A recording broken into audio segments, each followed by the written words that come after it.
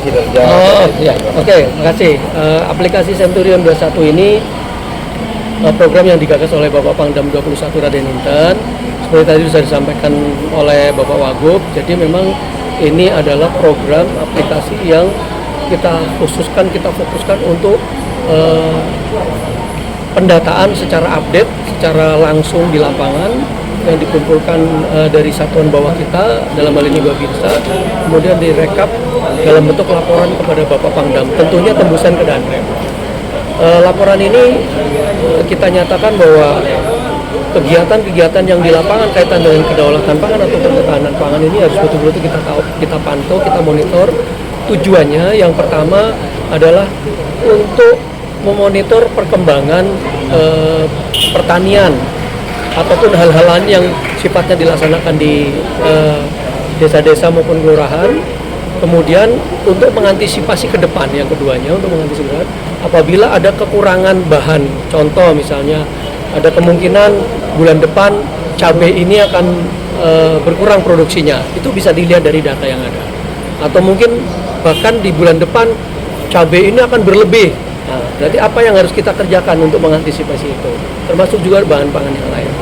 Nah, ini penting, sehingga inilah program Bapak Pangdam untuk mengantisipasi hal tersebut. Gitu, Mas.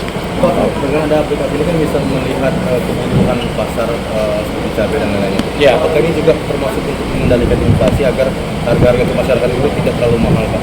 Termasuk itu karena memang kita pendataannya juga selain pakai AI, menggunakan drone, kita juga Babinsa langsung checking data ke lapangan.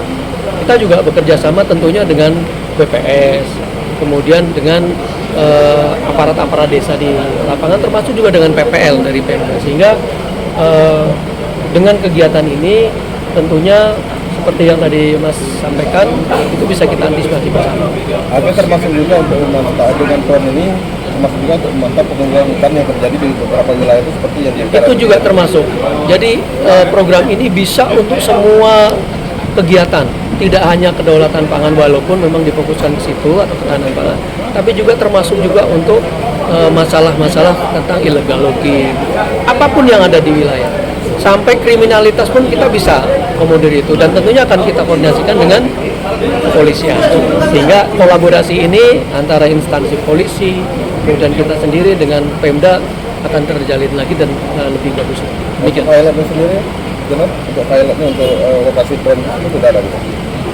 Apanya itu? Untuk drone yang kita untuk mengantisipasi wilayah. Ya, jadi setiap batalion dan kodim itu minimal kita sudah punya 2 drone di tiap kodim dan tiap batalion, sehingga drone-drone ini yang kita gunakan untuk melihat dari atas, termasuk juga tidak hanya mengandalkan drone tapi juga kita langsung survei ke bawah. Tentunya Babinsa yang kita itu berapa jam itu drone itu operasinya, Pak?